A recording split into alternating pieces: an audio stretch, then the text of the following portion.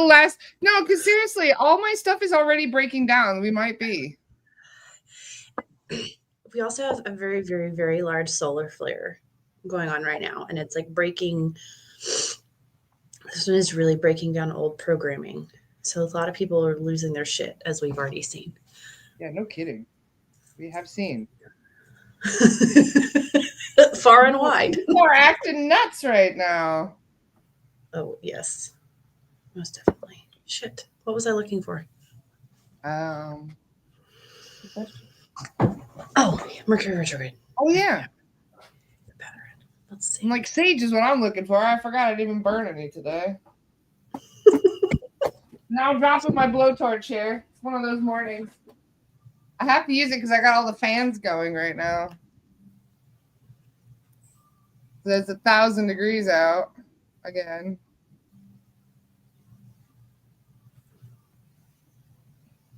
There we go. Sage is going good now. Hello. Oh, look at all the people's here. Hello, everybody. Good morning. Welcome. Kat's here. It's so nice to see you, Kat. Hello, everyone. Hello, Laura. We're just lighting up. I'm so used to practicing with you. I was about to say, are we all sovereign?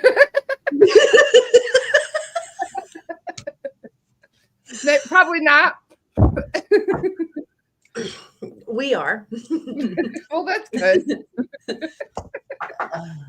Good to check. Hello, everybody. Good morning. Nice to see you all. Switch my mic over. Hopefully it sounds better. There we go. How are you feeling today? I'm feeling, I don't even know. I can't describe how I feel this morning. How are you feeling this morning? Otherworldly comes to mind. I'm feeling a little, I don't want to say ungrounded, but a bit aloof.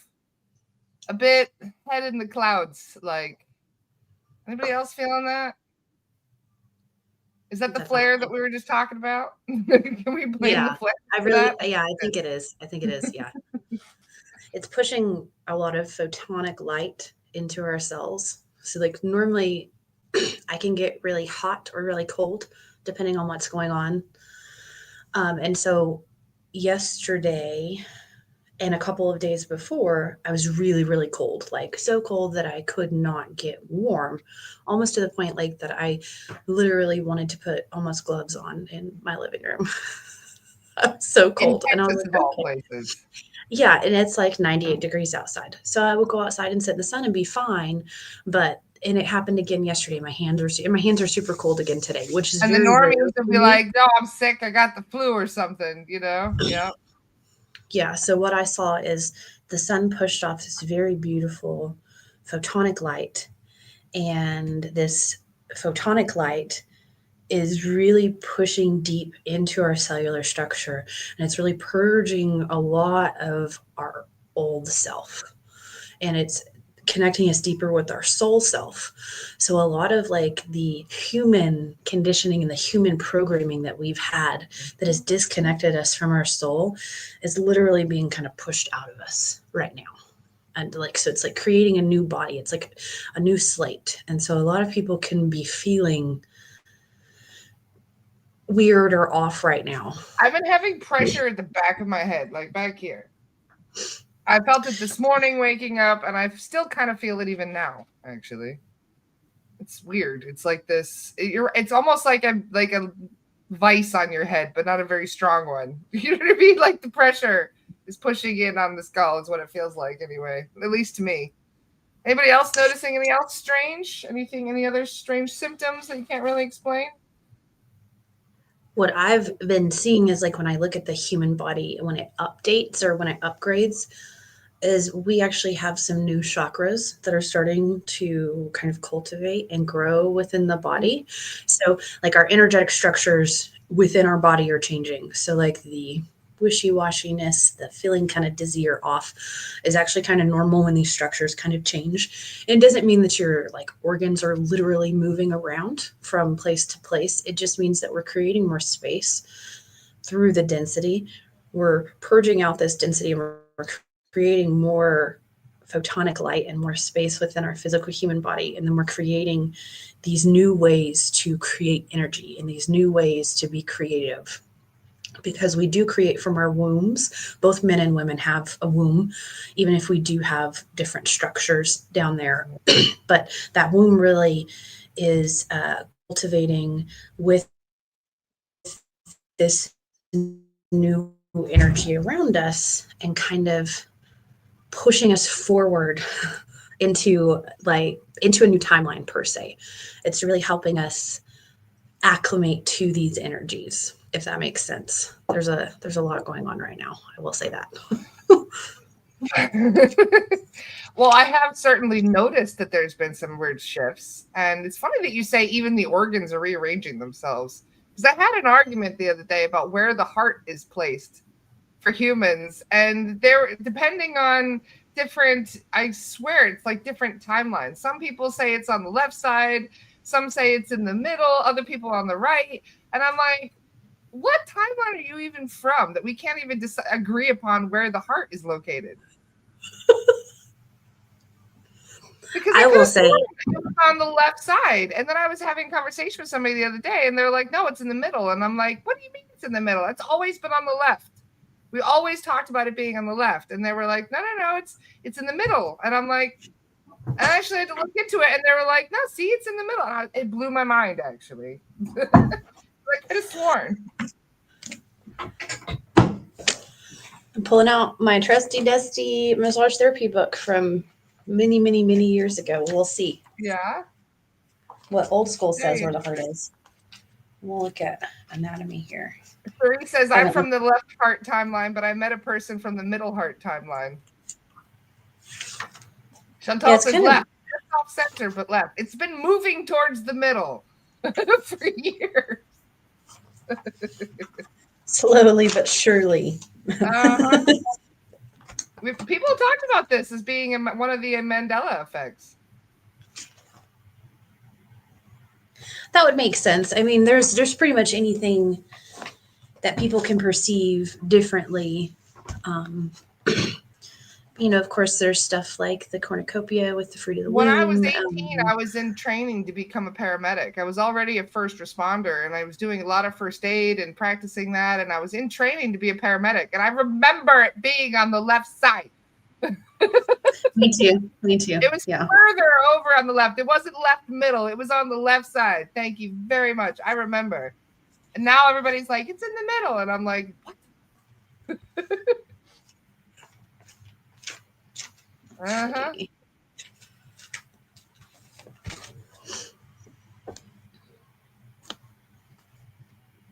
See, lots of people are saying left. Thank you. Yes, no one's right or wrong. It's just like perception. Well, there are literally some people that are born with their heart on the opposite side too. I mean, there's medical abnormalities out there too. Words are hard today. You know, the Tagetans, the peoples that I used to be back in the day, they don't even have a split hemispheres for the brain. It's all one. It's not actually split like left and right brain. It's all one.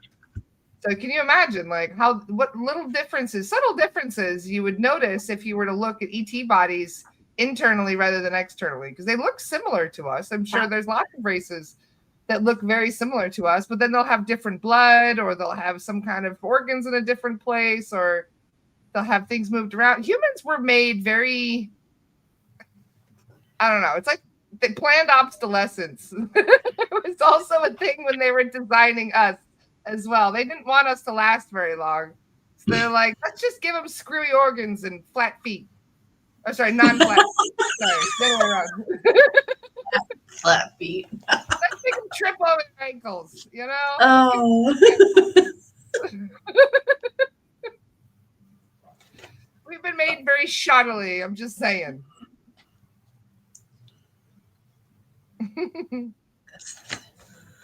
So I'm not finding a picture of the heart. Marcella's backing me up. She says, I studied chiropractic for 5 years. It's on the left for 99.9% of people. Thank you. But I've had several arguments about it being in the middle recently, and I was like, I don't know where you people are from, but that's not where it was from, where I was from. Yeah, well, I mean, there's many different techniques that I've learned, like through different like CPR classes and stuff, like how to rub the sternum in a specific way and like how to do chest compressions, but they've always said on the left. So that's always how I've learned. So what if we jump timelines and all of a sudden our organs are busy rearranging themselves to fit into the proper timeline? Like, well, she's from the left timeline. Now she's in the middle heart timeline. We had to rearrange her a little bit. You just wake up and your organs are all screwy. Like, well, you jumped another timeline again. Yeah, it's like, hey, you jumped the timeline and now you're a chameleon, so you can just regenerate and regrow. Or you have lizard DNA, you can just regrow. I'm sure there's a Flatfoot timeline somewhere. Reminds me of that. What was that one movie, Everything Everywhere All at Once, with the sausage fingers? The one dimensional people that have the hot dog hands. It disturbed me a little bit seeing that in the movie. It took some getting used to. But yes, you never know what other weird things might come into other timelines. Oh, definitely. Yeah, you really don't know.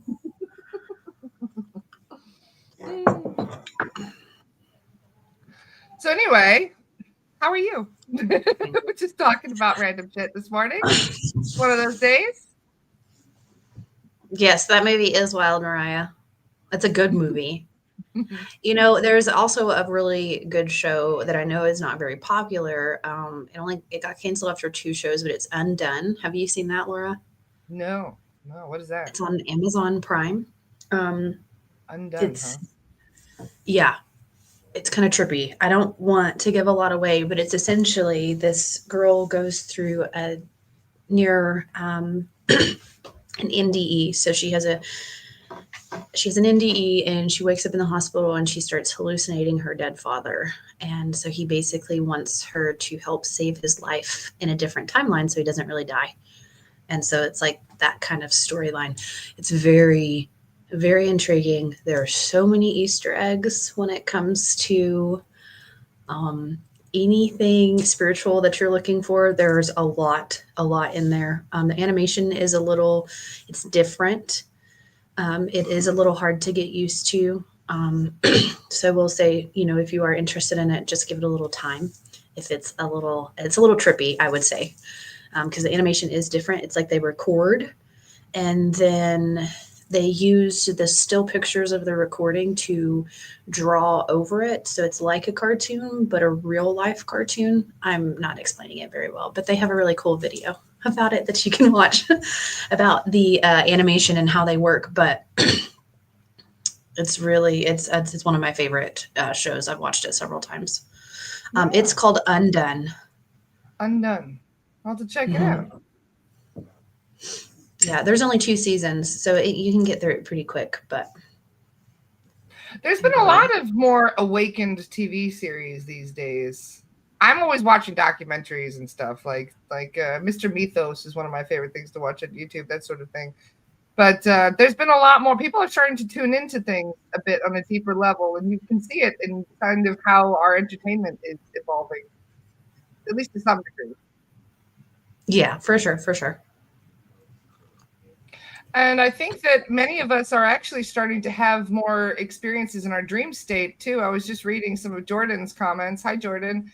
Our dreams are getting more vivid as well. So it's almost like you're seeing a movie in your own head every night when you're going to sleep. And I've been working on my dreams for a long, long time. And so I know that there's still some stuff that my soul does on a soul level that I'm just not ready to, I guess, handle or recognize or know just yet because my dreams are still very sporadic. Even if I take herbs, so it kind of is what it is. I very rarely remember my dreams, but if I do remember them, there is a message there that I'm either to give to someone else or it's a divine message for me. So. It's been intense the last few days. I don't normally dream, but for the last week or so, I've been having dreams almost every second night, and that is extremely uncommon. Anybody else having weird dreams? Especially, it's almost like you fall asleep, you wake up from the dream, and then you go back and continue the dream too. It's not just a dream experience. It's like it continues on even after you get woken up, which is interesting.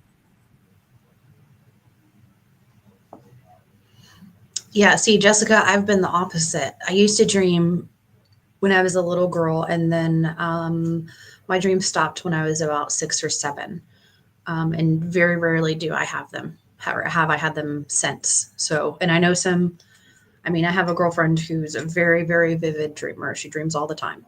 She'll text me about her dreams, and like, she's like, "Hey, what do you think this means? I dreamed of this." And she has some pretty damn cool dreams, and she's gotten to where she can actually tell whether she's lucid dreaming or not. So, everyone's different. So I think it's really based on your clear senses too. I think really people who have the clear sight are a little bit more predispositioned to having more vivid dreams because they can see in their mind's eye a little bit more clearly, versus someone who has more hearing.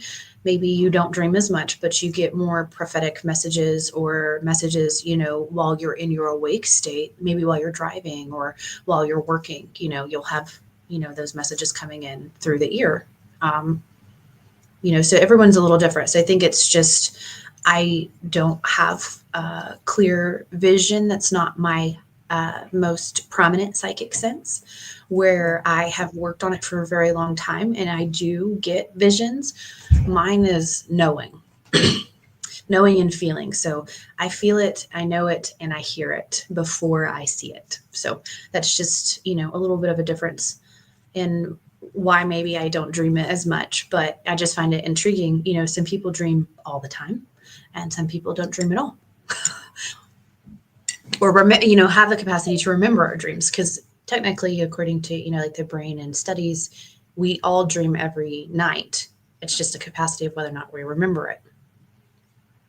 A lot of people dream, but they don't even really do anything. They just go back to work or wander around, or, have you ever seen a sleepwalker? That's kind of what they're doing when they're dreaming. They're just taking their body with them when they go for their dreams. So, they just wander around, putter around the house. You know what I mean? Some of them even like just stare blankly out the window. It's not like they're, getting up into too much mischief, but we have noticed, especially when doing clearings, that sometimes you actually send yourself into pretty precarious, shady locations when you're astral traveling without even being aware that you're going to these places. And this is where some people even pick up attachments or contracts.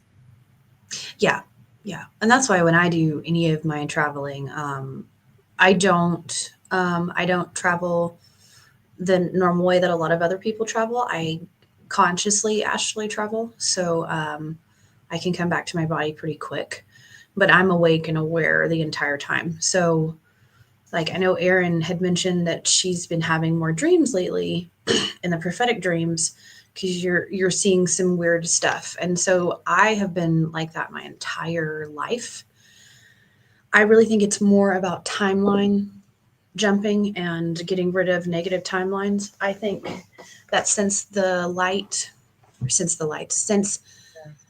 dark can't really touch me in the way that they affect other people, they will imprint or try to imprint like terroristic, like, oh, your dog's going to die like this, or, oh, this is going to happen, or, oh, this is going to happen. Yeah. And I know I'm sovereign, but it's like a quick thought. And to me, I think it's more, okay, that's a potential opening to a timeline if I'm going to read into it.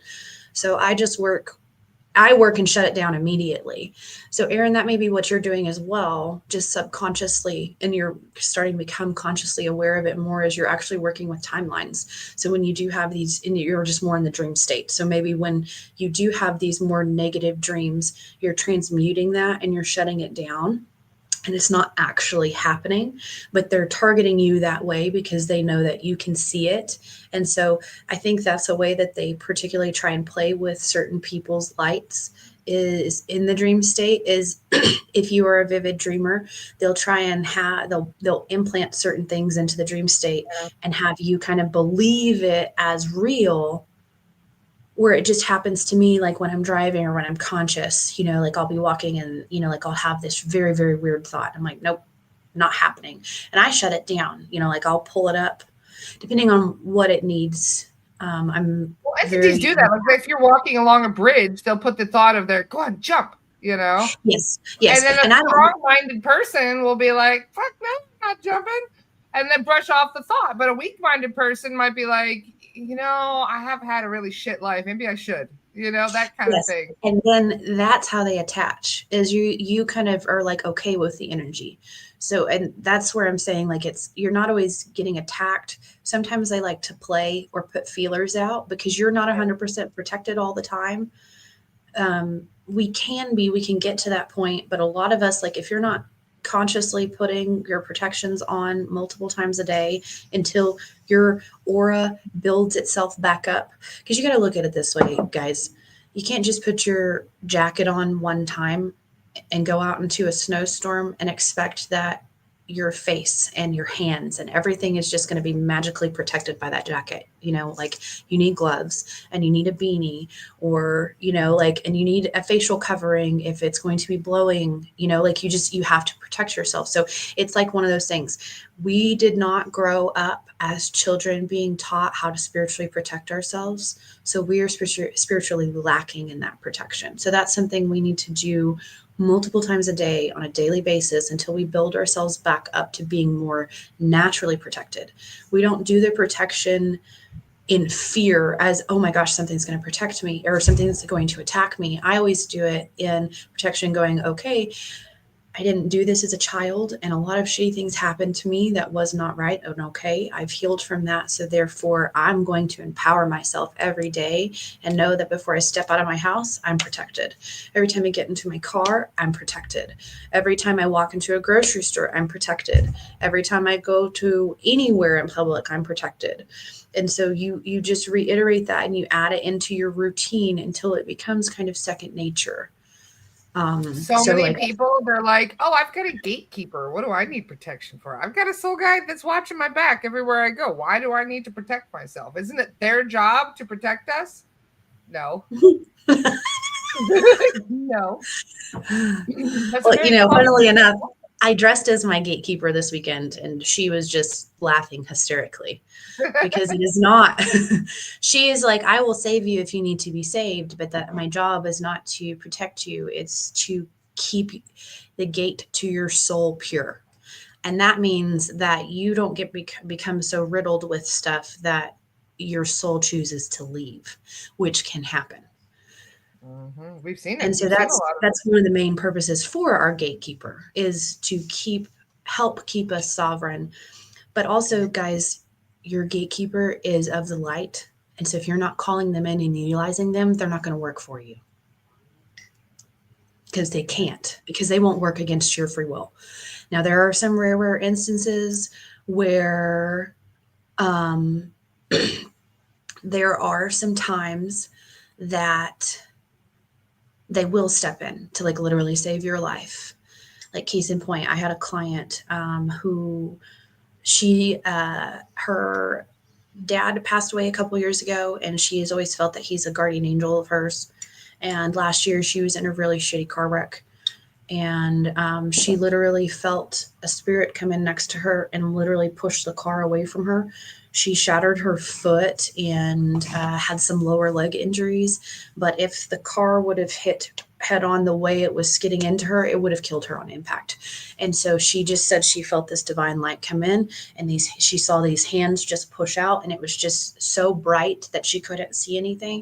And she said she literally saw hands on the truck for a little bit, but she had a concussion. And so she was like kind of doubting herself. And I was like, no, that was your gatekeeper. That was one of your guardian angels. That was one of your guides who came in and was like, no, this is not happening, and just kind of stopped it. And so there are instances where they will come in and they will help. But you have to have a relationship with them, and you have to call them in. You have to work with them on a regular basis, and they will start to step in more and help you more. We're always giving Jesus the credit. We're like, Jesus took the wheel, but it was probably your gatekeeper.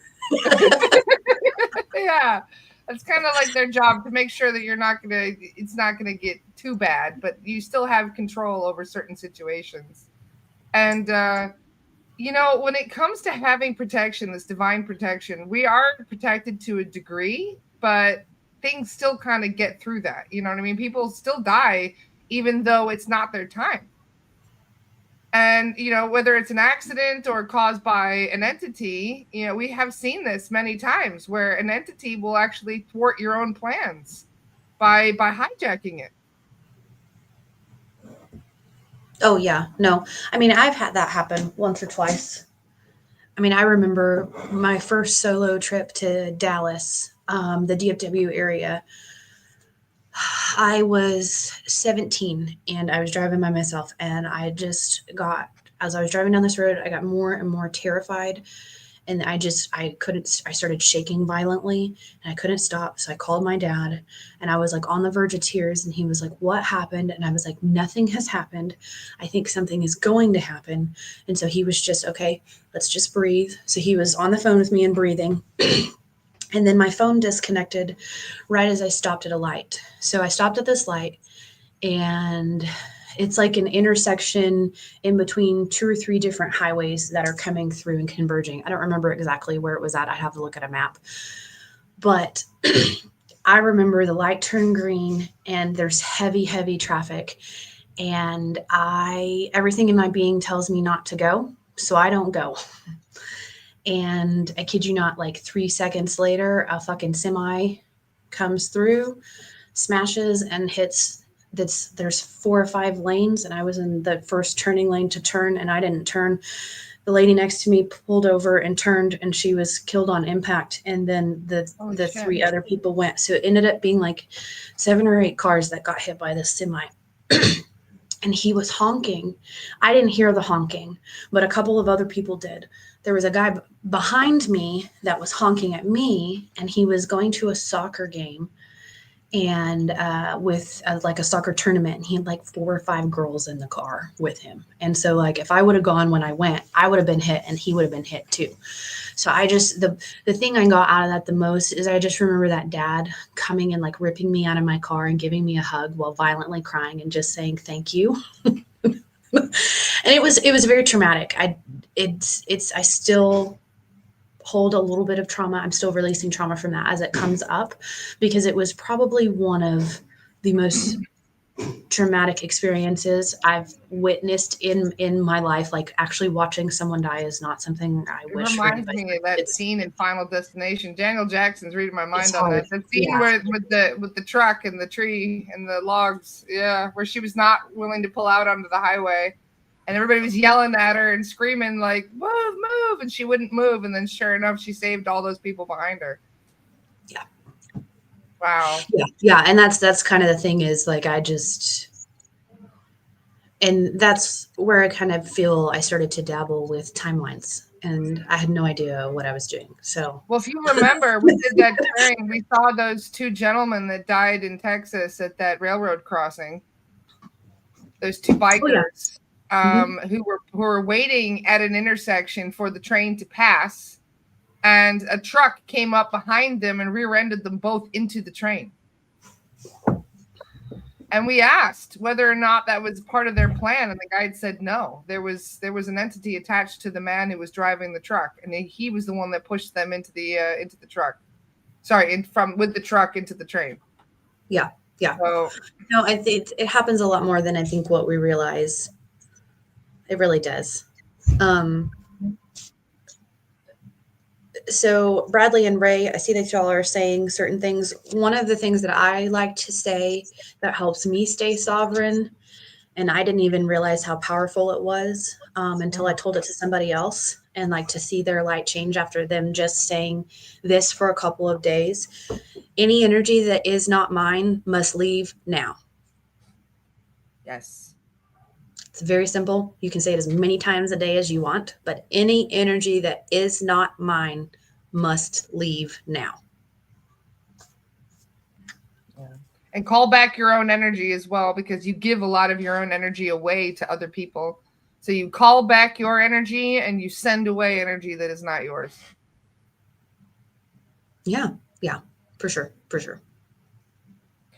We had a good question for Kat up here from Nathalie. We know that entities are the cause behind many suicides for dark thoughts that they put in one's heart and mind. But have you ever come across a case where suicide belonged in the person's pre-birth plan? Yes. Yes, I have anyway. And they chose to go out that way because it was going to be a message for their families. It was a lesson for their families and things. It was a lesson more for the people that were left behind than for them. And it's, in fact, one of these people that I checked was already crossed over for that reason. So when they died, that was why they crossed over immediately, even though they chose to take their own life.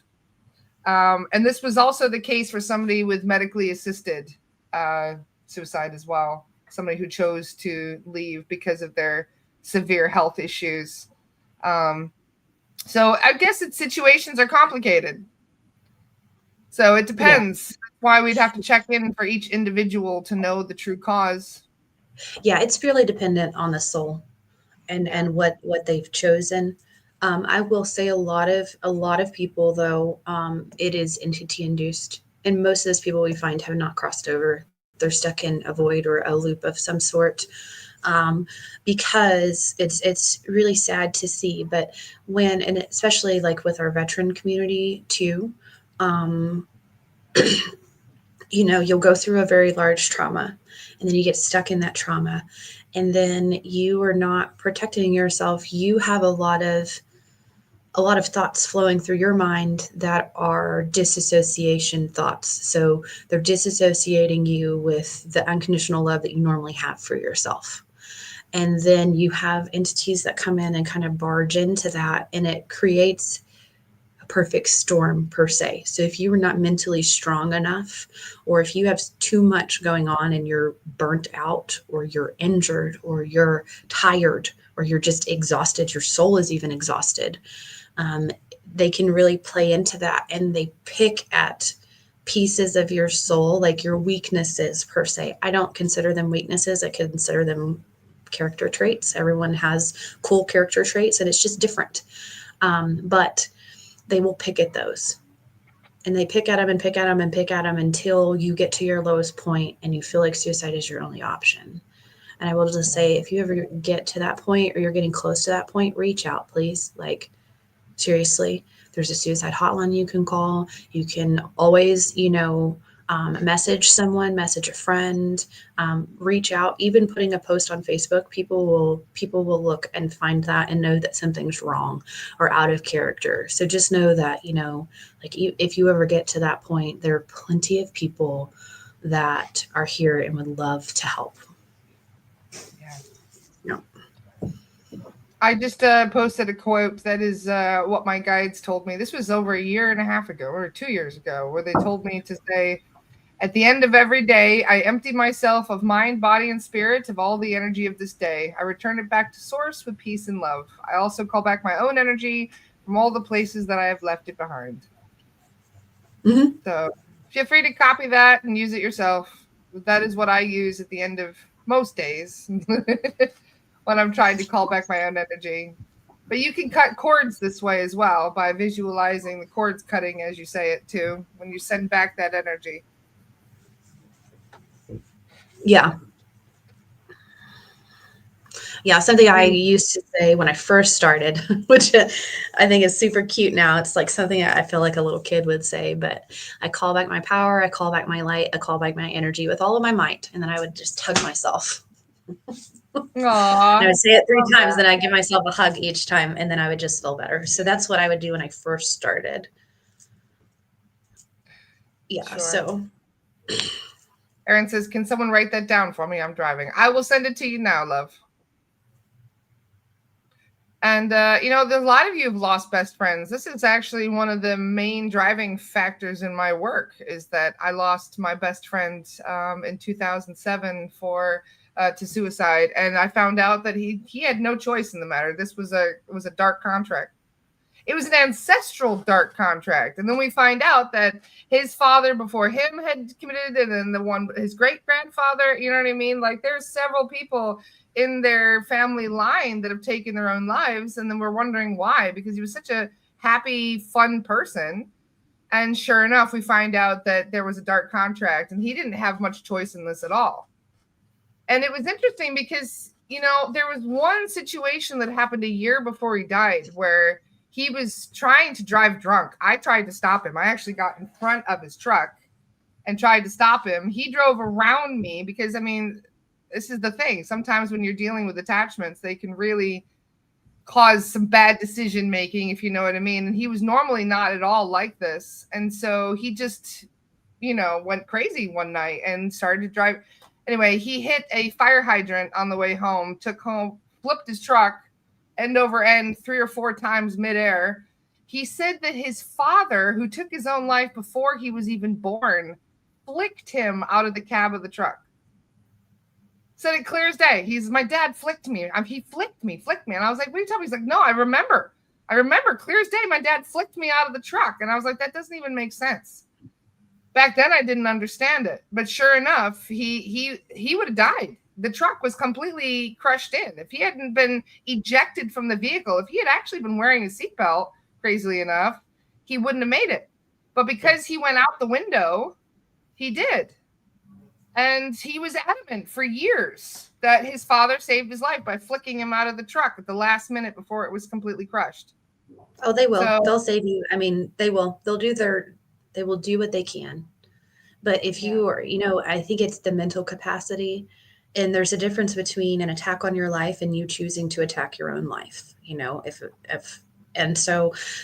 you're being attacked to the point that there's nothing you can do to save yourself, divine intervention, I truly feel will happen. Because there's been several times in my life, one of the most vivid memories, I was probably 6 or 7, and my dad and I were driving, and we were going through, we were driving to gymnastics practice, and I now know it was got to stay in Artemis, who my gatekeeper is, but she pushed both of my legs underneath the seat. I was sitting cross-legged, and I remember just both my legs going up and then pushing him underneath the seat, and then we got T-boned really fast. I just remember my dad going, "Oh shit, hold on, baby girl," and then we got hit. It was just super fast.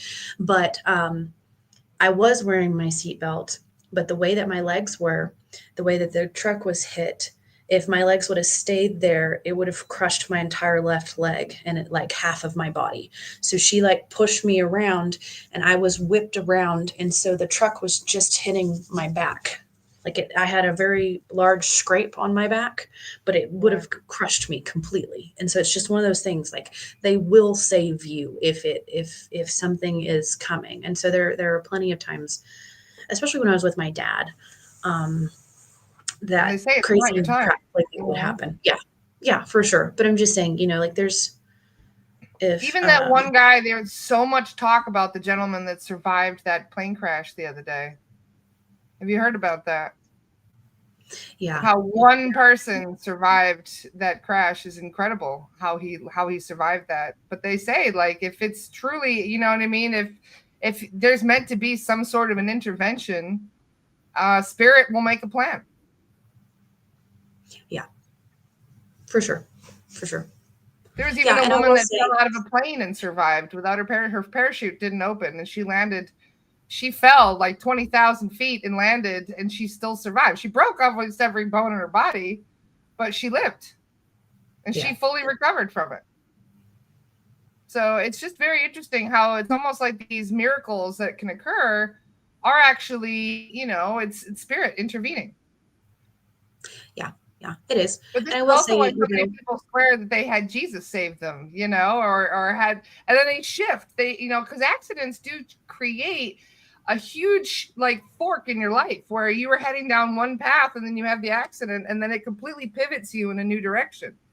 So many of these accidents are actually kind of divine too, in many cases, where they'll actually cause an accident to create where, you have to go down a new path in life.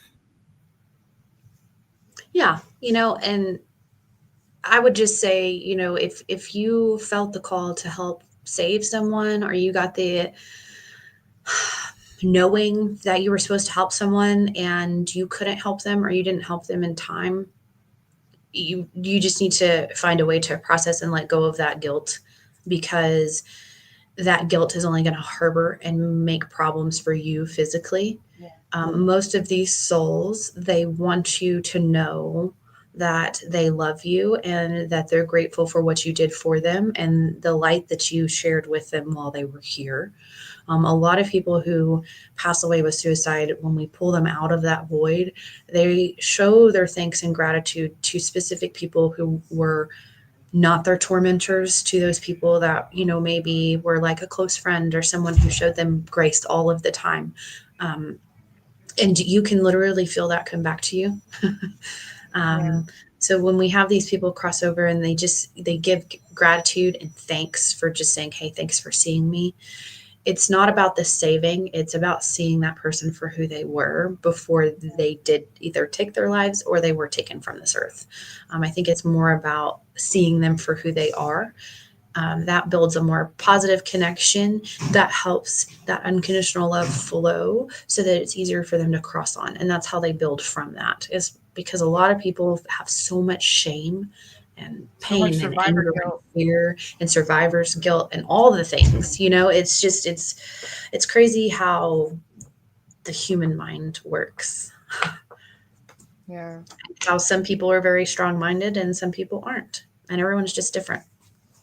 But also keep in mind, like, there could be several lifetimes of compiled trauma that is creating something. You know what I mean? Like, we often think, well, he hasn't been through that much. Why is he so upset? And it's like, well, you don't know what they've dealt with through their youth. You don't know what they've dealt with in multiple lifetimes. In fact, we blame a lot of people and make it seem like, for addiction, for example, a lot of people end up with an addiction. And we treat the addiction as if it's just some unhealthy coping mechanism they fell into.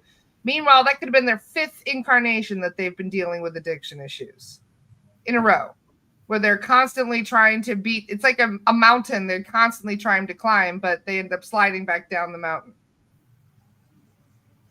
And Yeah. then every incarnation, that mountain gets taller and taller because the heart, you know what I mean? The work gets more challenging.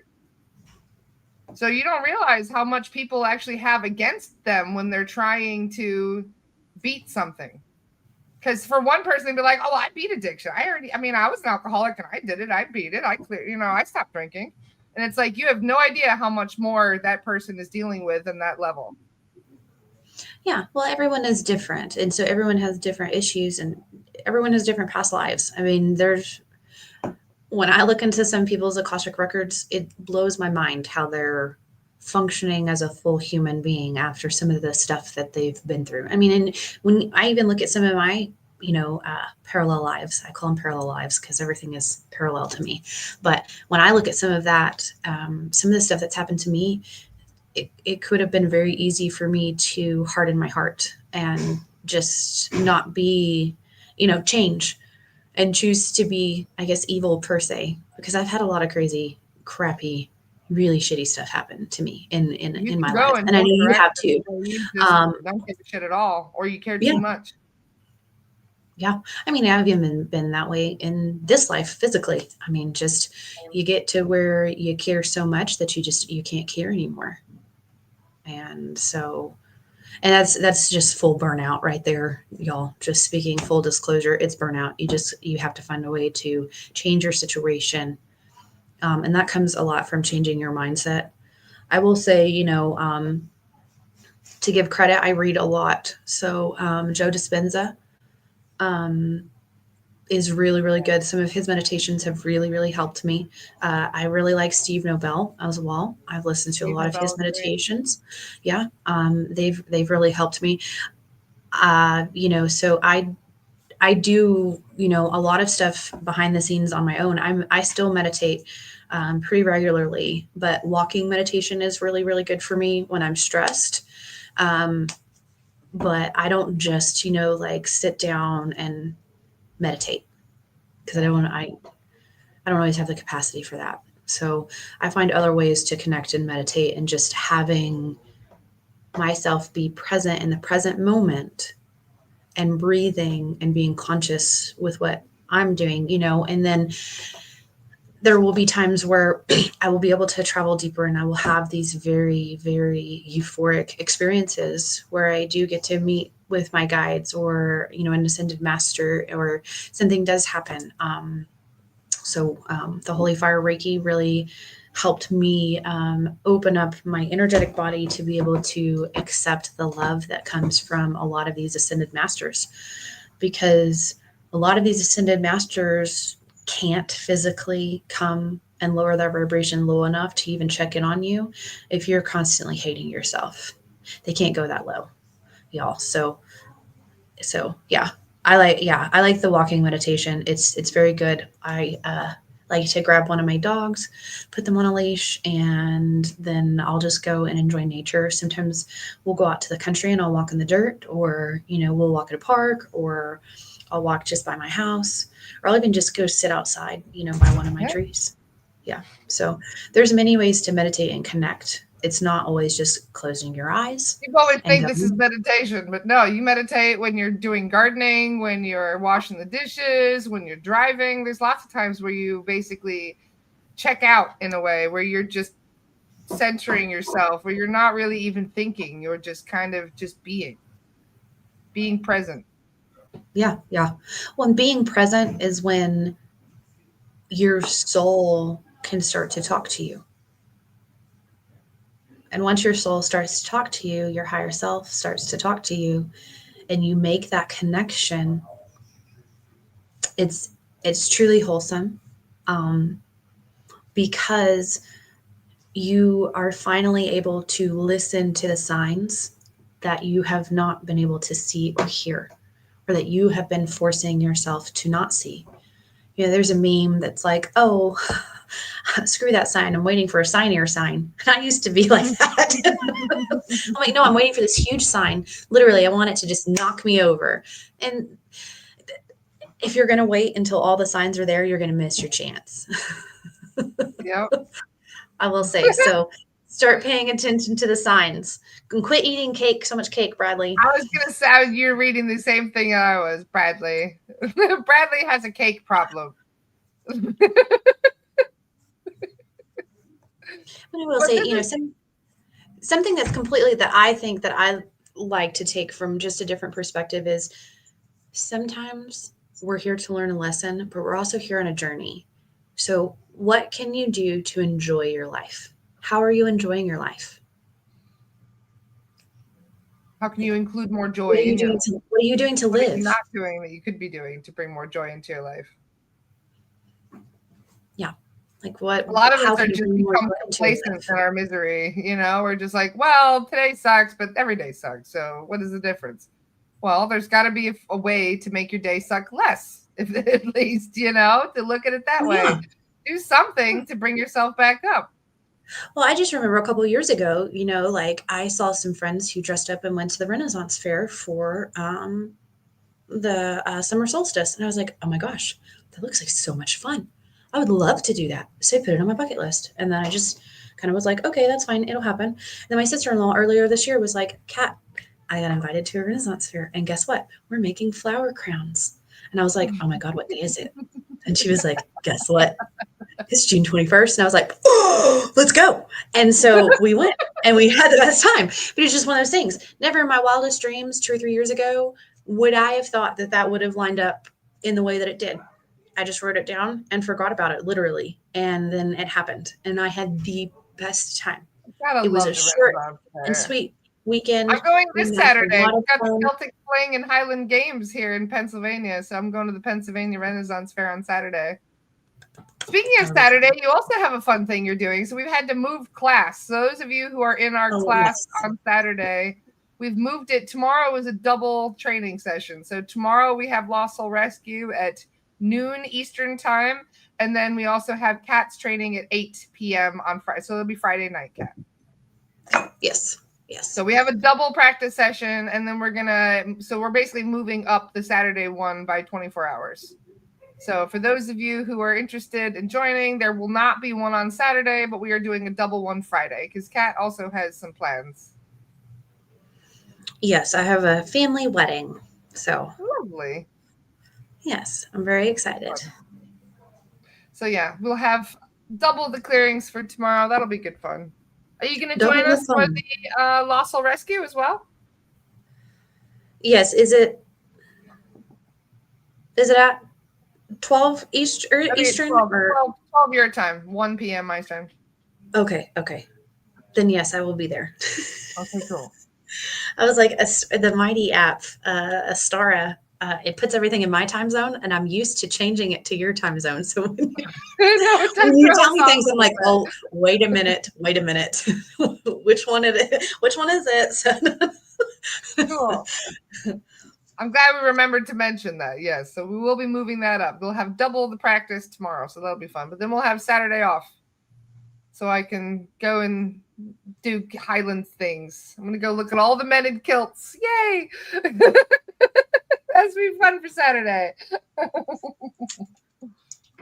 Gotta love it. Anybody else is in Pennsylvania, you should totally meet me there. It's a great time going to the Renaissance Fair. It's one of my favorite things to do during the summer.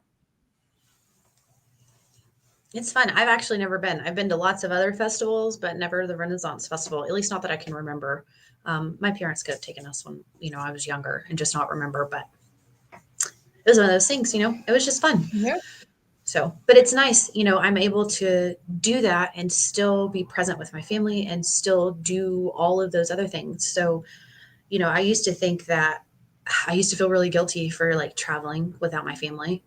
And that's something, that I've had to kind of work myself out of because while I am a mother, while I am a single mother, I do have help and I do have the capacity to travel and to move. And so that's something that I've personally had to work through is like the guilt of leaving everybody behind and doing stuff for myself.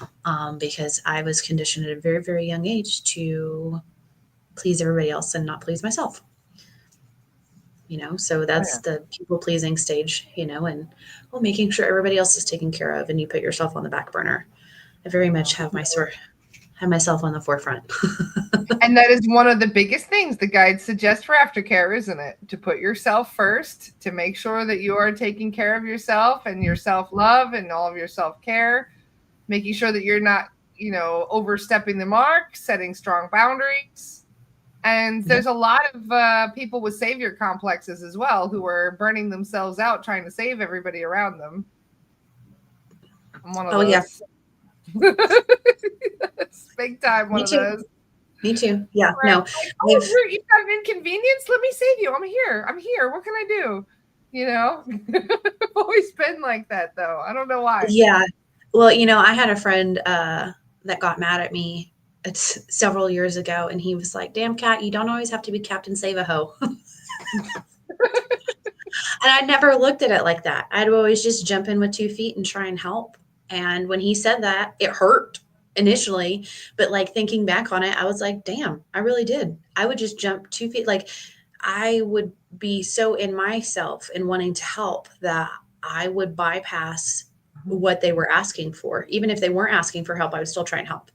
So, like that's the thing. That's a lesson that I've learned. People of their lesson. They're supposed to be learning through these things. They're supposed to be overcoming their own challenges. And then we're like, oh, no, let me help you. Yeah. It's like, no, this is why the guides are constantly telling us, like, no, stay in your own lane. Yes, if somebody comes to you and asks for help, judge by your own intuition whether or not you're supposed to intervene or help in some degree. But you have to allow people to do things for themselves to figure it all out. It's like if your children see you do everything for them, how are they going to learn to do anything for themselves? Yep. In fact, they're going to expect it, that they're going to continue getting everything done for them. Yeah. Aiden loves this phase because he's like 9 years old now. And I'm like, all right, you're old enough to scrub a toilet now. And he's like, what? Yeah, you're 9 years old. It's time to start. You're going to do your own laundry. He was like, I'm like, yeah, you're going to learn how to do your own laundry. He looked at me like, oh, Yep. I taught Jackson when know? he was about 10. Yeah, for sure. Yeah. Setting his own dinner meals. Like last night, we had an argument in the what do you call it, the fruit and vegetable section, because I'm like, what are you gonna make with your chicken? And he's like, I don't want anything. And I'm like, no, you're gonna choose a vegetable to go with your chicken. And he's like, like instant panic of what kind of vegetable he'd have to eat. And I'm like, no, you're gonna have to learn. Like, this is really important. Otherwise, you're not gonna be able to handle yourself when you get to that certain age. I had this one, my cousin, for example, right? Like, luckily, none of my family watches my podcast, which is really good, so I could talk about these things. I had a cousin who refused to do any like sort of housework whatsoever, and then she married somebody else who was also a very professional person. This guy is training to be a doctor. You know, he's in school to be a doctor.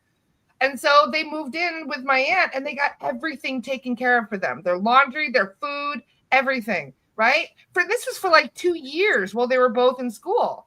And then they get out, they graduate, they get married, they get divorced within a year because nobody wants to do the housework. They were fighting constantly between the two of them about who was going to do the washing up, who was going to do the cooking, who was going to do all the cleaning and stuff. Nobody wanted to do it. And they ended up fighting about it so much they divorced.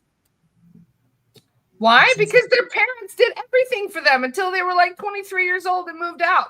They never had to do their own laundry. They never had to cook for themselves. They never had to clean up after themselves.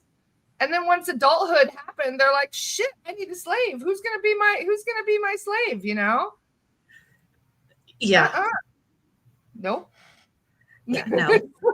No. Yeah. Sometimes, you know, well, my kid's a teenager, you know, he's a very, very good kid, but sometimes he'll pop off, you know, and say something snarky. And I'm like, dude, I am not raising you to be entitled. I'm raising you to be a well-rounded human, and well-rounded humans know how to wash their ass, but they also know how to do their laundry, and they know how to clean and cook.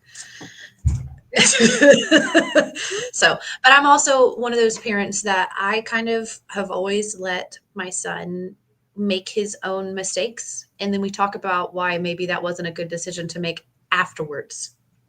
Yep. As hard as that always has been for me to do, sometimes it's that fuck around and find out vibe. Sometimes they have to F around and find out that there are consequences to their actions. Honestly, I should have started it like 2 years ago. Because now he's looking at me like I've got 3 heads when I tell him to do something. What do you mean you want me to get my own clothes? Like, yeah, you're gonna go get your own clothes. You're gonna carry them down to the washer, and I'll tell you what button to push.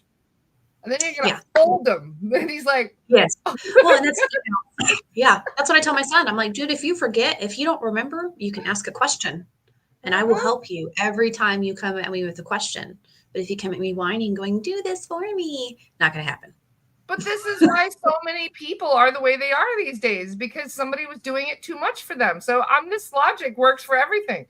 Let people be, you know, sovereign in their own abilities and their own choices. So people get spoiled, and you gotta and we know it's a labor of love. Of course, you know, everything we do with love. So we want to keep doing it. But then you'll end up like my friend Glenn, who's 45 years old, and his mommy still comes over to do his laundry for him. His mommy comes every once a week, every day. I give him so much shit. His mommy comes over every Friday to collect the laundry, and it's ready by Monday. Folded and everything, delivered with love, and probably even bring some snacks while she's at it. And to her, that's a labor of love. But for 45-year-old who doesn't know how to do his own fucking laundry, I'm venting right now a little bit. But and this guy has proposed to me twice, for the record. I was like, no. 25 years. And he's like, come on, you know you want to marry me someday. I'm like, not until you learn how to do your own laundry, toots. No. Yeah. Well, you know, like I remember one time, one of my girlfriends from high school, you know, her dad was a pediatrician, and her mom was a social worker. So she didn't, like, growing up, her parents would just take their cars to the shop. My dad wasn't a mechanic, but he was an engineer. So anytime any of our cars broke down, he would try and tinker and fix it himself before he would take it to a mechanic. I mean, he clearly knew his bounds. There were certain things that he couldn't do, but I mean, at the age of 12 or 13, I knew how to change a tire. And I remember, That's really cool, Kat, that you learned that at such yeah, an early age. yeah, no, I knew how to change a tire at a young age. I mean, I can change spark plugs. I know how to break a window to get out of a car if it's going I love underwater. that. You know, there's a lot of things that I just know because my dad taught me, and I did not realize that it wasn't second nature for women not to know some of these things because my dad just always taught me young and was like, you just need to know this. So I didn't really have somebody that taught me that, but I'm hyper independent, so I made sure to learn. There's a YouTube video for everything. oh yeah, for sure. Yeah. Yeah. And I will YouTube the crap out of it. Or I'll ask my man, you know, or we'll work on it and we'll tinker together. But it's just one of those things like I was in high school and we were driving to a soccer game and it was super cold outside. And my girlfriend hit a median and popped one of her tires.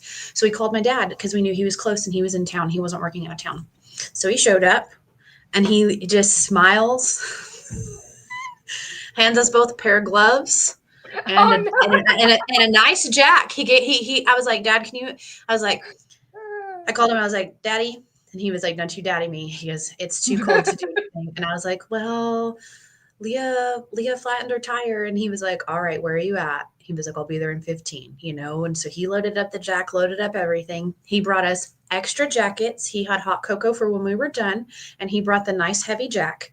But you bet your ass, he sat out there in that came out parking lot and fucking made us change that tire ourselves. So I had to teach Leah how to change that tire because she'd never changed a tire before. She didn't know what the fuck she was doing. So I had to teach her how to change it properly.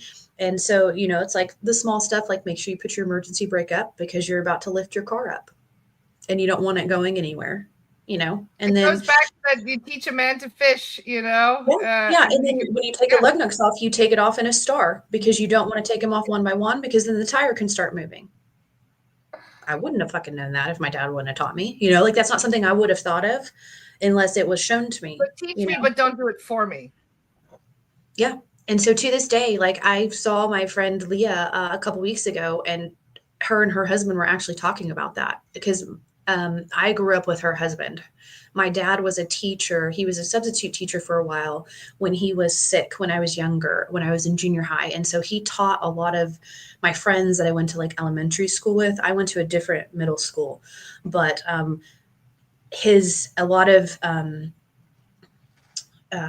anyways, long story short, my friend's husband basically told me over this past weekend, he was like, yeah, your dad basically saved my life because he would always call me out on my shit, but he was always stable and a good dude and well-rounded, but he would always call me out on my shit, but he would always give me a chance to fix it. He'd come back at me, you know, a couple weeks later and be like, hey, is this fixed or do we need to address it again? Because I told you we weren't addressing it again, but if we need to, we will. And he was like, and I'll turn your ass in. And, you know, that's just how my dad was. He was strict. Tough love, He was very tough love was like, that was all my dad, really. So. I learned a lot through tough love because my parents are both very staunch advocates of tough love. My father was a psychiatrist and my mom was a sheriff. Like, you don't really get away with much either way. No, not much. I knew what I was going to do before I did it. So, yeah. Yeah, you know, and I also grew up on a farm. I spent my summers with my grandparents. And so, you know, like I grew up tending to cows and chickens and goats and had a duck. Yeah, we had a couple of horses, but pigs, I mean, getting in a tractor. I mean, changes you. I was driving a tractor at 10. Yeah, so yeah. This is why, like, if people are arguing about something that needs to be done, I'm the one that's like, I'll settle the argument, just go and do it. You know what I mean? Like, I just get shit done. Yeah, me too. I'm the same person. I'll be like, you know, if nobody else wants to do it, fuck it, I'll do it. Because you already had to do that growing up on a farm anyway. There was a lot of shit you didn't want to do, but it needed to be done. So you just grin and bear it. Well, yeah. Well, it's incentive. Do you want to get to go do that 1 hour of fun things before it gets too dark and you can't do anything fun because you got all your chores done? Or do you want to mess around and tinker around and then you have no time because your chores take, you know, almost all day? Mm-hmm. So, being punished with chores too, extra chores as well. ooh, you notice my shirt? Here, Well, here's that to you. behave yourself. Interdimensional space shaman. Cats When I always got got it, good shirts. I got it off Etsy. Let me find the name of the shop for you. I think it's metaphysical something. But shirts, like I love different shirts. Shirts bring me a lot of joy, and so this is one of the things that I do for myself. Is I like graphic tees, and so I do a lot. I have a lot of just different ones, naturized books, all the things. Oh. Well, this has been a fun little chit chat today. Just hanging out.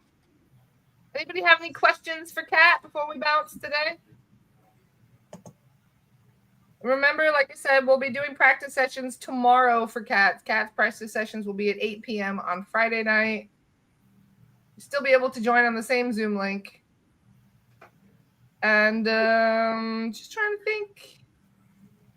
Oh, yeah, Kat and I have also discussed we're going to be doing a grid. What do you call it? Well, what are we going to call it anyway? We didn't even decide the name for our grid class, for our home gridding and protection.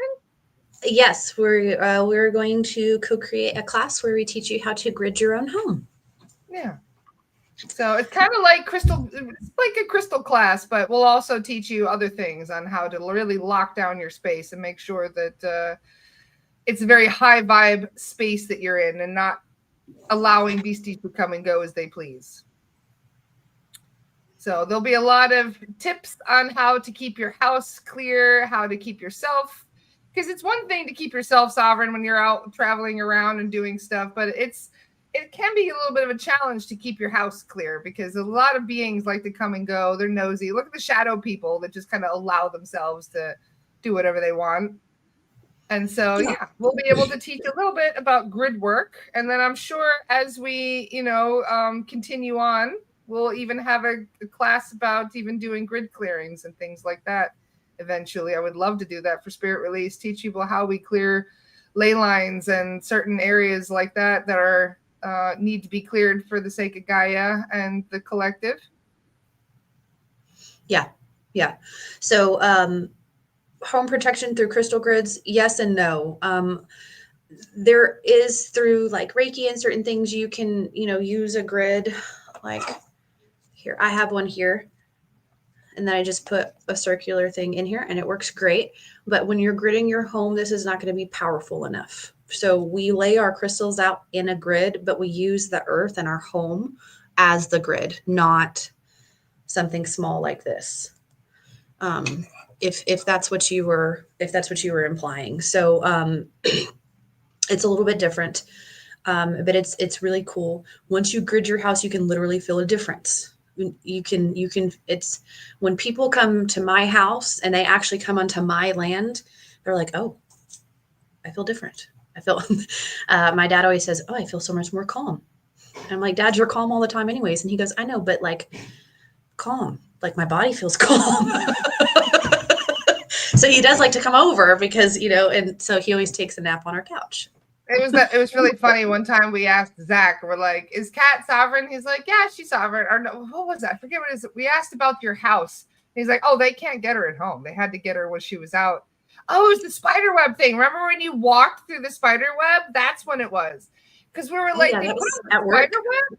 Because, yeah, you walked into a spider web that had attachments to it. Like it was like implants or something. Some kind of a device was in the spider web waiting for you to walk into it. And we're like, is it in her house? And Zach's like, oh, no, they can't get into her house. He's like, no, they have to get her while she's out because her house is so well gridded. They can't even get onto her property. I'm like, no, she's completely fine in her little gopher nest. That's when she leaves. Yeah. So for those of y'all who don't know, Zach called me an interdimensional gopher because he says that I had asked him how he says that we need friends to do this work. So when we do SRT and when we do work like this, it's good to have a friend and have a team. And I was just exasperated. And I was like, well, Zach, how have I been doing this by myself for so long then? Because I've asked for a team for years and it's always just been me. People resonate for a while and then they just fall off. And I was like, it's never just worked. I've looked for my team for a long time. And he was like, well, one, you found your team. And he was like, two, he was like, you're liking it. He was like, you just like pop up. He was like, you just like build these portals and you just pop up in and out of places. And he's like, ooh, over here, ooh, over here, ooh, over here. And so I started laughing and I was like, yeah. I was like, oh, I guess I'm an interdimensional gopher of the group. So yeah, I'll just pop up. It was really funny. We tuned into somebody, right? And we found a level 4 reptilian with all this armor on him. And he wasn't expecting us. We got him so quick. And and we're like, well, that was easy. And she's like, well, technically it shouldn't have been that easy, but we gophered him so hard. He was not seeing it coming. We just popped up. Yank, got him. And I think that's why Merlin is one of my guides. It was really easy considering that was a level 4. And they were like, well, you gophered him. I did not see that coming. It reminded me of like an episode of Wile E. Coyote where like, you know, they just take out and just the ambulance fell right on his ass. Ray, the Zach we're referring to is Adriana's soul guide, Zach, the hair Pleiadian soul guide. Yeah. Yeah, we're talking about Adriana's guide, Zach, the Solation. We love talking with the Galactics, don't we? We've made a lot of friends with the Galactics recently. We've had the Andromedans popping in quite a lot. They're awesome. I love the Andromedans. Oh, they're cool. They have a very, very cool energy. And it's funny when they pop in really quick, they still insist, you know, they're like, hey, do the thing. And it's and so I feel it here and it's like, hey, I'll feel it like wind, you know, like my hair will start moving. And it's like, hey, do the thing. And I'm like, oh, are you at the highest flight and good? Yeah. Okay. So I say it 3 times really, really fast. And they're like, thanks. And then they just kind of flow in. They're like, we like to be included that way. Although it's really funny the other day, like it was a couple weeks ago when we were doing a lost soul rescue and there was like this time traveler who was curious as to what we were doing. And he just popped his head in, like literally just popped his head in. And Kat's like, who the fuck are you? He screamed like a little girl when she said it. Screamed, y'all. He screamed. He was like, ah! And like popped out real quick. It was so funny. So he asked Zach about it, and Zach's like, oh, yeah, he was just a future time traveler. He's not a warrior. So when Kat turned around and was like, who the fuck are you? Actually, she's like, she scared him. I was like, oh, yeah, I know I scared him. Zach's like, he's from 300 years in the future. And I was like, 300 years in the future, you can straight up just pop a head into somebody's conversation? Because he didn't pop in completely. It was just his head. He's like, opened a portal just big enough for his head to be like, what's going on in here? We're like,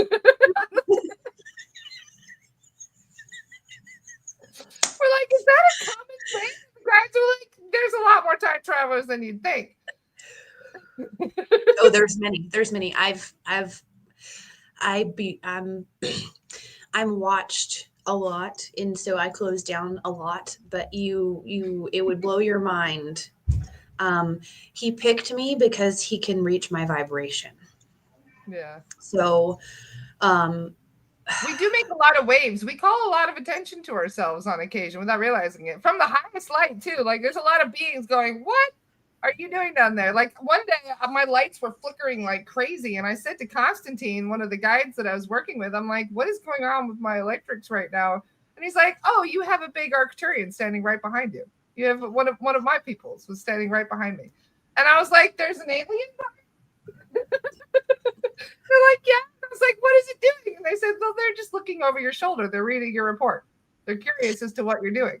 And I could feel it. My heart was going like this. That's how I knew something was behind me. I could literally feel their vibration, but I couldn't see them. Yep. And I was like, damn, like, holy shit, they got intense vibrations. Well, when we come into contact with different beings, they will contact us in different ways. So like when I contact beings from Sirius, especially Sirius B, There's a lot more of like a whale consciousness there, and just like ocean vibrations and stuff like that. I literally like will feel vibrations like in the water of my body, and it's like the water of my body talks to me, and I get the consciousness from the water, It's and such that's how it powerful speaks healers to me. too. Yeah. And so that's yes. And so the ability to like, you know, transmute and transcend what you have currently going on, because a lot of what I feel healing is just transmutation. You just figure out a way to flip the switch, turn the light on, and banish the dark. Yeah, I feel like that's really what shadow work is you're not fixing something about yourself, you're transmuting it into healing it, into it not affecting you anymore. So it's like someone who gets on your nerves all the time, and then you realize, okay, they get on my nerves, what can I do to not have that affect me? And then you really work on that, and then when they come in and get on and they start to get on your nerves, you can go, no, I'm choosing to not let them get on my nerves anymore. Yes. And then there may be a little bit of pushback for that for a while, and then once they realize, oh, I'm really not affecting them anymore, they just leave you alone. And then sometimes it takes time, and sometimes they're just a pest. But I I was will say, gonna say, somebody did ask, how do you keep it? How does the grid keep the grays out? And it reminds me of what Zach said. Nothing really keeps the grays out. They, you know what I mean? Like, you can demand that they leave. You can, you know, declare your personal autonomy and say, no, you do not have my consent. You do not have my permission to be here. But in many cases, the grays out of all of them are the most pushy and most difficult to remove, even more than the Lizzies. The Lizzies hate sage, for example. The Lizzies don't like the smell of it. It makes them feel sick. They can't stand being in a house that's been smudged. And so it actually, like, they'll leave. They'll go somewhere else if they don't like it. But the grays, there's not really much that chases away the grays, unfortunately, except for a there's higher not power. one of the best deterrents is Palo Santo, Yeah. because it's a Palo sacred Santo's tree. good. Yep. It's a sacred tree, so it's sacred wood, and anything that is sacred that you burn with a sacred intention of protection. So this is where your intention becomes very powerful. Yeah. If you burn Palo Santo in your home with the intention that nothing can enter, nothing can enter. That is not 100% of made of unconditional love. Yeah. Then yes, you have a higher chance of keeping them out. But we'll talk a lot about that in our course, in our class, because there's a lot of good information about that, and that we'll be able to answer questions a little bit more. I saw that someone asked something about, it was a while back. I'm gonna stop being a massage My favorite therapist. smell as well, the end of all the things that I burn. That one's definitely second favorite thing. Second favorite smell, technically. Sage just smells okay, but sage is still kind of, a lot of people don't like the smell of sage. Okay, let's see. Okay, here it is. What are my favorite tips on energy protection during sessions? Okay, so one of the things that I've done for years, that I really like, that's always helped me, is I imagine my bubble. I create an energetic bubble. So when I first started, I would just imagine like a very, very bright white light coming from the highest heaven, and would come and go all the way down through my Shoshuna column, my light column. So it would go all the way from the very top of my head, all the way down through my body. If I was sitting, it would go through my hips, but also through my feet. But if I'm sitting on the earth, that's my main focal point, is it would come out through the pelvic floor. If I'm standing, then it's going to come out through my feet, but it goes through the whole body, and it shoots from the highest heaven all the way down and goes all the way down to the very center of earth. Once I've made that divine connection, as above, so below, I would bring that white light up and ask that it covers my entire aura, and that I'm divinely connected and protected. And then what I do is I suck that aura in all the way to where it's just touching my skin. And I like this because I'm a massage therapist. And so when I'm physically working on people, I have someone physically on my table, and I'm actually touching them. So there's an exchange of energy.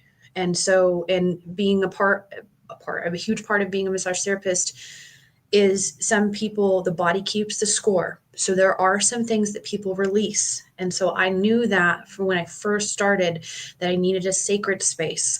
I needed a space where people could feel safe enough to release anything that was coming out of their body.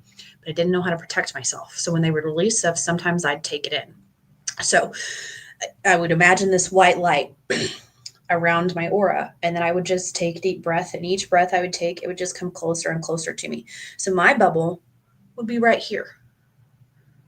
It's like, even if I'm touching somebody else and I'm massaging somebody and working with their tissues and working on them, and they're releasing stuff, anything that they say or do or release can be released onto my bubble, but I don't take it in. So it can release here. Huh.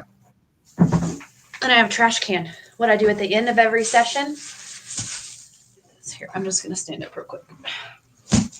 Just to show you. The client doesn't know how this works, and they just see you like. I'm sure they think I'm really fucking weird. Some people will ask, they're like, "What are you doing?" And I'm like, "Oh, just trashing any energetic." I just say it, trashing any energy that you left from the session. Like, if you don't want it, you can take it, or if you want it, you'll take it when you leave. And so this is my intention: is all of this energy that I've taken from this client is now being thrown away. So I've always done the sweep, and then I do that. Yeah, and I just. But yours, I like it. My way of doing it is just sending energy. But I put it in the trash because we take the trash out. Yeah, so it's something you don't want. And so then I set the intention also. If my client released something today and they're not fully ready, then they may take it with them when they leave, so that they have free will to take the shit with them if they go, if they're not ready to take it. But if they are ready to transmute it, just know that it's in my energetic trash can. It ain't going anywhere. And I transmute this every day before I leave. The thought of a client walking out with an empty trash bag full of bad juju really cracks me up, I must say. It happens. It happens. No, and I guarantee you, I'm taking it with me. I used to get hurt. I used to get, like, it used to hurt my feelings. And I used to be like, well, what the fuck is wrong with me? Like, it wasn't a good enough session. And I had one client tell me, they're like, Kat, it was too good of a session. You healed them too much that their demons or their, like, they used it as a safety blanket. And so you healed them too much. And they were so scared of that they decided to take it with them. It has nothing to do with what you did. And so that to me made me feel really good, because I want everybody to love everybody. And I want us to already be in fucking 5D, fucking yeehawing and co-creating and all the things. And I know we're not there yet, but it doesn't mean that I can't love everybody, and show everybody what unconditional love is through who I am as a person and what I do. Because, you have to be the change you want to see. Got all the info. Look at all that. Ooh, that's a lot. There's all the deets. If you want to follow Kat on Facebook, if you want to see her website, she's got a YouTube channel. She's got an Instagram. Kat's all over the show. There we go. We got all her links ready to go for you. People are asking how they follow you on Facebook. So there's your Facebook page. Cool. What a fun conversation for today. I do have class with Carolyn I have to go get ready for. I'm going to go feed my monkey. He's in the other room waiting patiently. He didn't eat that apple. He does. He's got to go eat his apple. Ha. So yes, anybody that would like a session with Kat, be sure to check out her website. And we've got all kinds of exciting things in the works right now. We're very thrilled to have Kat as part of our community, and there's going to be all kinds of exciting stuff. We're even trying to talk her into coming to France right now, aren't we, Kat? Yes. So we'll see how. I'm still on the fence. I know. I'm on the France fence still. I know. I'm like, am I going to jump? Am I going to go? I don't know. We'll see. We'll see. Oh, thank you, Lindsay. She said that she had one of my sessions and they're life-changing. Well, thank you. I appreciate that. I love you. Bradley says, be right back, heading down to Texas to get an energetic massage from Kat so I can throw my empty trash bag away. Come on. I'd love to have you. Take you around all my spots. Love it.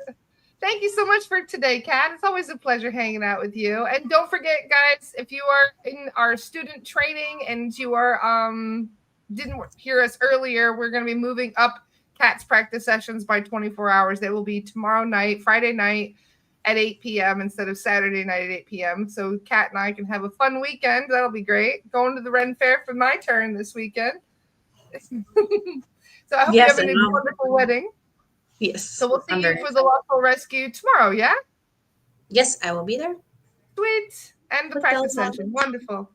Love you guys. Have a wonderful day. And I will see the rest of you. I'll see some of you students in 30 minutes. Take care, everybody. Bye. Bye. Love you guys.